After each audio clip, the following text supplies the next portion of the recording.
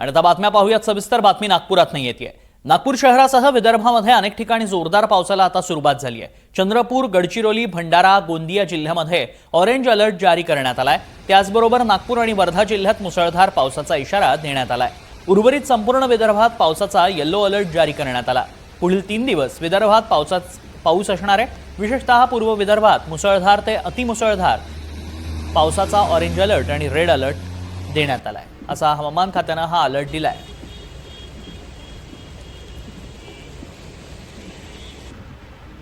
नागपूरसह विदर्भामध्ये जोरदार पावसाला सुरुवात झाली आहे। त्यामुळे नागरिकांसह शेतकरी समाधान व्यक्त करतायत। रेड अलर्ट जारी करण्यात आलाय। अतिमुसळधार ते मुसळधार पावसाची शक्यता हवामान विभागाने वर्तवली आहे। त्यामुळे नागपुरात तसंच विदर्भात जोरदार पाऊस बरसतोय। सखल भागांमध्ये पाणी देखील साचलंय। त्याचा परिणाम वाहतुकीवर होताना पाहायला मिळतोय। याच पाण्यातनं वाट काढत वाहन चालक प्रवास करतायत। मात्र सध्या तरी गेल्या अनेक दिवसापासून नागपुरात पावसानं पाठ फिरवली होती। नागपूरच काय, विदर्भ असेल, मराठवाडा असेल, इथं पावसानं पाठ फिरवल्याचं चित्र होतं। मात्र आता जोरदार पावसाला सुरुवात झाली आहे। त्यामुळे सामान्य नागरिकांसह शेतकरी सुखावल्याचं पाहायला मिळतंय।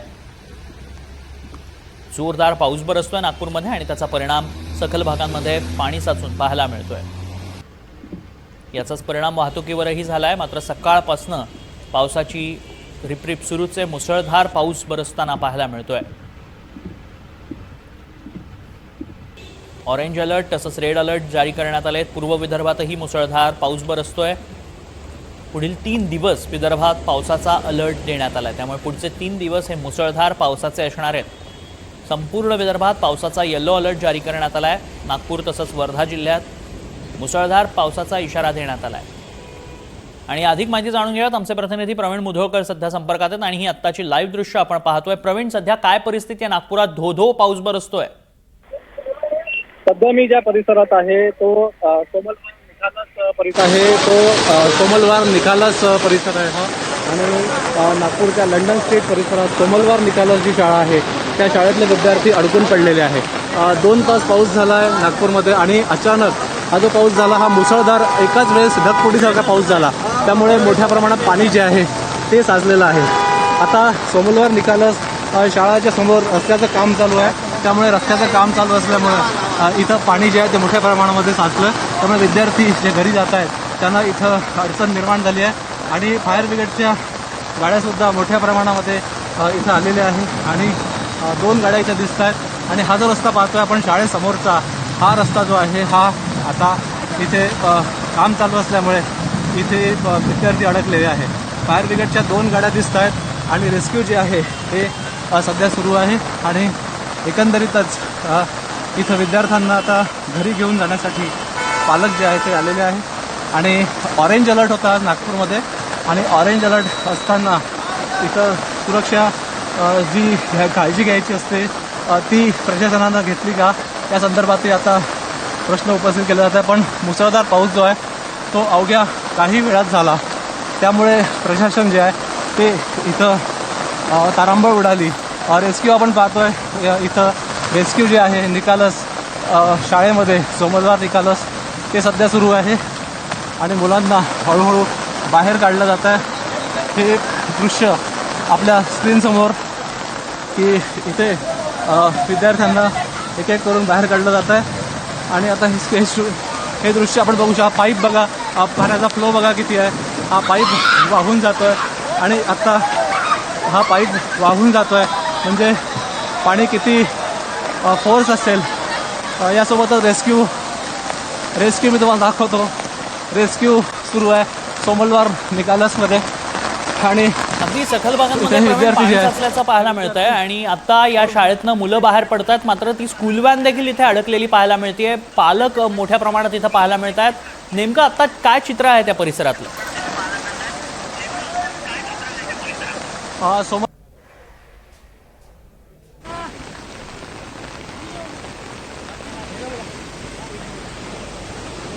आणि अचानक हा जो पाऊस झाला हा मुसळधार एकाच वेळेस ढगफुटीसारखा पाऊस झाला।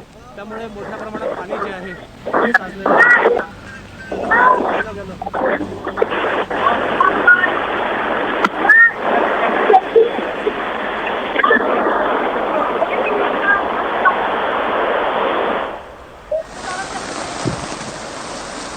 तर आपण ही दृश्य पाहतोय. प्रवीण आपल्याला या संदर्भातले लाईव्ह अपडेट्स देत आहेत आणि दोरखंडाच्या सहाय्यानं शाळेतील मुलांना एक एक करून घरी पाठवण्यात येत आहे. त्यांचं रेस्क्यू राबवलं जात आहे आणि पालकांना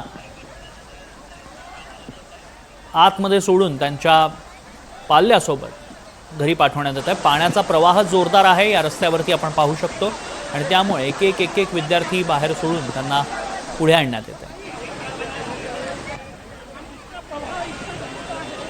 आपण हे दृश्य पाहतोय. या शाळेमध्ये प्रचंड पाणी साचलेलं आहे. रस्त्यावरती बाहेर पाणी साचल्याचं पाहायला मिळतंय आणि या रस्त्याचं काम सध्या सुरू आहे. प्रवीण, इथे एक एक करून मुलांना बाहेर आणलं जात आहे. आणखी किती मुलं अडकली आहेत, काही आकडा समोर आलाय? या शाळेमध्ये जवळपास 3000च्या जवळपास कॅपॅसिटी होती. जवळपास सकाळची शाळा सुटली आणि आता जवळपास 100वरती विद्यार्थी जे आहे ते इथे अडकून पडले आहे आणि इथे पॅरेंट्स जे आहे ते हळू येत आहेत. कोणी घाबरू नका, शाळेत पाणी शिरलेलं नाही आहे. हे जे रस्त्याचं काम सुरू आहे त्यामुळे हा रस्त्यावरती पाणी आहे, त्यामुळे कोणी अफवांवर विश्वास ठेवू नका असं सांगतायत. पण पालक इथे येत आहेत घ्यायला आणि ते आपल्या पाल्यांना घेऊन जात आहेत. नक्कीच प्रवीण, तुम्ही आमच्यासोबत असेच राहा. IMD अधिकाऱ्यांनी या संदर्भात काय माहिती दिली आहे, काय सूचना इशारा दिलाय पाहूयात. तो अभी जो एक सिस्टम्स बने हैं डीप डिप्रेशंस के तौर पे, जो अभी ऑलमोस्ट लैंड की तरफ आ चुका है, जो छत्तीसगढ़ और एडजॉइनिंग जो गैंगेटिक वेस्ट बंगाल एरिया में, और उसके प्रभाव से हम देखेंगे कि अगले आने वाले जो 72 आवर्स हैं विदर्भ के लिए काफ़ी क्रूशियल्स रहेंगे. और ऐसा अनुमान है कि अगले 72 घंटे के अंदर खासतौर पर जो पूर्वी जिले हैं उसको एक अच्छी बारिश मिलेगी और बारिश की जो इंटेंसिटी जो होगी, तीव्रता होगी, वो मध्यम से भारी और किसी किसी स्थान पे अति भारी बारिश, जिसको हम लोग एक्सट्रीमली हैवी या फिर वेरी हैवी रेनफॉल्स मिलने की प्रबल संभावना बन रही है. तो कुल मिलाकर अगले 72 आवर्स में जो हम बात करेंगे पूर्वी विदर्भ के जो जिले हैं, जो गोंदिया, गढ़चिरौली, चंद्रपुर, भंडारा, नागपुर और वर्धा को भी ऐसा उम्मीद है कि एक अच्छी बारिश मिलेगी जिसकी इंटेंसिटी जो होगी वो very heavy to extremely heavy तक हो सकती है. और जो रेनफॉल्स मिलेंगे 130-40 mm या उससे भी ज़्यादा मिलने की संभावना बन रही है. तर ही दृश्य आपण पाहतोय. हा रस्त्यावरती प्रचंड वेगानं पाणी आता येताना पाहायला मिळतंय. पुन्हा एकदा जाऊयात, आमचे प्रतिनिधी प्रवीण आपल्याला अधिक माहिती देतात. प्रवीण, रस्त्याचं काम सुरू आहे त्यामुळे या रस्त्यावरती प्रचंड पाणी साचलंय. नेमकं काय कारण आहे? एवढ्या वेगात पाणी कुठून येत आहे? पाऊस झाला हा मुसळधार एकाच वेळेस मोठ्या प्रमाणात पाणी जे आहे ते साचलेलं आहे.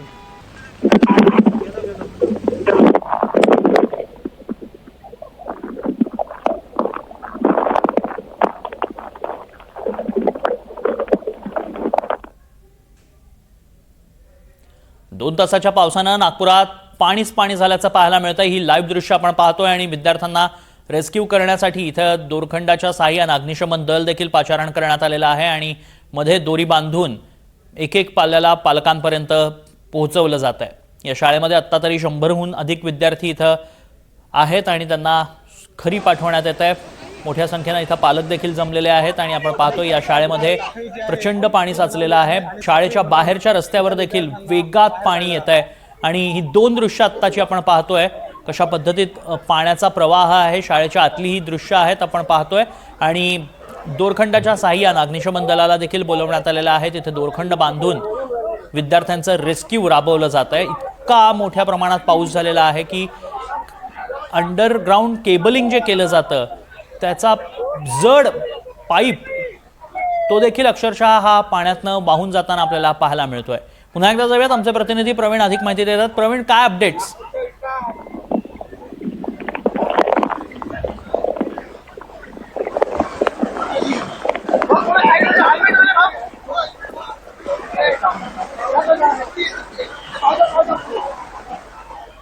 नागपुरात बचाव कार्य कशा पद्धतीत सुरू आहे ते आपण पाहतोय आणि एक एक करून मुलांना बाहेर काढलं जात आहे. इथं दोरी बांधण्यात आलेली आहे. मात्र या रस्त्यावरती जे पाणी आहे त्या पाण्याला प्रचंड असा वेग आहे आणि त्यामुळे नीट उभं राहता येत नाहीये. इतका हा पाण्याचा वेग आपल्याला या दृश्यांमध्ये पाहायला मिळतोय. दुसरीकडे पालकांची मोठ्या प्रमाणात गर्दी झाली आहे. विद्यार्थ्यांना सोडण्यात येत आहे आणि इतका हा फ्लो, पाण्याचा प्रवाह इतका वेगात आहे की अक्षरशः मोठे पाईप देखील यात वाहून जाताना पाहायला मिळत आहेत. अक्षरशः त्यावर ते तरंगतायत. एक गाडी आपण पाहतो की आडवी लावण्यात आलेली आहे. मात्र गाड्या देखील या प्रवाहात पुढे सरकताना पाहायला मिळत आहेत. इतका पाण्याला वेग आहे आणि एखाद्या नदीवरनं, एखाद्या झऱ्यावरनं जेव्हा एखाद्याचं रेस्क्यू ऑपरेशन राबवलं जातं त्या पद्धतीत रस्त्यावरती आता हे ऑपरेशन राबवलं जात आहे. खरं तर इथे रस्ता आहे, मात्र आत्ता त्या रस्त्याला नदीचं स्वरूप प्राप्त झालंय आणि पाण्याला असलेला वेगही प्रचंड आहे. त्यामुळे तशीच परिस्थिती सध्या ओढावल्याचं पाहायला मिळत आहे आणि या शाळेतनं विद्यार्थ्यांना सुखरूप बाहेर काढण्यात येत आहे. मोठ्या प्रमाणात इथं पाणी साचलेलं पाहायला मिळतंय. नागपुरात गेल्या 2-2.5 तासापासून मुसळधार पाऊस बरसलाय. ढगफुटी सदृश्य पाऊस नागपुरात बरसल्यानं या शाळेच्या परिसरामध्ये प्रचंड पाणी साचलं. नागपुरातील विविध भागांमध्ये, सखल भागांमध्ये देखील मोठ्या प्रमाणात पाणी साचल्याचं पाहायला मिळतंय आणि त्या पाण्याचा वेगही मोठ्या प्रमाणात असल्याचं पाहायला मिळतंय. त्यामुळे नागरिकांची पुरती तारांबळ उडाली आहे. शाळेत विद्यार्थी सकाळच्या सत्रातले जे गेले होते ते देखील अडकून पडले. दुपारची शाळा देखील सुरू झाली, तेही विद्यार्थी तिथे अडकून पडले. त्यामुळे आता विद्यार्थ्यांना बाहेर काढण्याचं काम युद्धपातळीवर राबवलं जात आहे. त्यासाठी अग्निशमन दलाला पाचारण करण्यात आलंय. दोरखंड दोन्ही बाजूला बांधण्यात आलेत आणि तिथून एक एक करून विद्यार्थ्यांना बाहेर आणलं जात आहे आणि पुढे नेलं जात आहे. हे दृश्य आपण पाहू शकतो. नागपुरात बचाव कार्य युद्धपातळीवर आता सुरू करण्यात आलंय. विद्यार्थ्यांना एक करून पालकांकडे देण्यात येत आहे. इतक्या वेगात हे पाणी सध्या आपल्याला पाहायला मिळत आहे. शाळेच्या गेटपासून रस्त्यापर्यंत, दुसऱ्या रस्त्यापर्यंत, डिवायडरपर्यंत दोरखंड बांधण्यात आलेले आहेत आणि त्यातून मधनं विद्यार्थ्यांचं रेस्क्यू ऑपरेशन राबवलं जात आहे. त्यासाठी अग्निशमन दलाला पाचारण करण्यात आलंय. पावसामुळे ही परिस्थिती उद्भवली आहे. रस्त्यांवरती प्रचंड पाणी साचलेलं पाहायला मिळतंय आणि त्याच पाण्यातनं वाट काढत पालकांना, विद्यार्थ्यांना आपल्या घरी घेऊन जावं लागतंय. मात्र या पाण्याला वेग आहे, त्यामुळे हळूहळू पालकांना, विद्यार्थ्यांना घेऊन जावं लागतंय. आणि याच संदर्भात अधिक माहिती जाणून घ्यात आमचे प्रतिनिधी संजय तिवारी देखील अपडेट्स देत आहेत. संजय, किती विद्यार्थी अजून त्या शाळेमध्ये अडकलेले आहेत? कशा पद्धतीत बचाव कार्य राबवण्यात येत आहे? आश्चर्याची गोष्ट ही आहे की महानगरपालिकेच्या कक्षामध्ये जे नियंत्रण कक्ष स्थापन करण्यात आलेला आहे त्यांना सुद्धा नेमकी आकडेवारी माहिती नाही की किती विद्यार्थी आहेत. पण आपले जे सूत्र आहेत ते सांगतायत की 200 ते 250 विद्यार्थी या ठिकाणी आहेत, अजूनही आतमध्ये आहेत आणि त्यापैकी काही लोकांना बाहेर रेस्क्यू करण्यात आलेला आहे. आपण पाहू शकतो की तिथे दोऱ्या लावण्यात आलेल्या आहेत आणि त्या दोऱ्याच्या साहाय्याने महानगरपालिकेचे अग्निशमक दलाचे जे जवान आहेत ते तिथे पोहोचलेले आहेत आणि ते तिथून त्यांना काढतायत. सोबत काही शिक्षक आहेत आणि हे पूर्ण दृश्य अत्यंत धक्कादायक आहे याच्यासाठी, कारण पावसाळ्यामध्ये कुठल्याही पद्धतीचं काम करायचं नाही असे निर्देश देण्यात आलेले होते. पण तरी या भागामध्ये रस्त्याचं काम सुरू आहे आणि एका बाजूचा रस्ता पूर्णपणे बंद करण्यात आलेला आहे.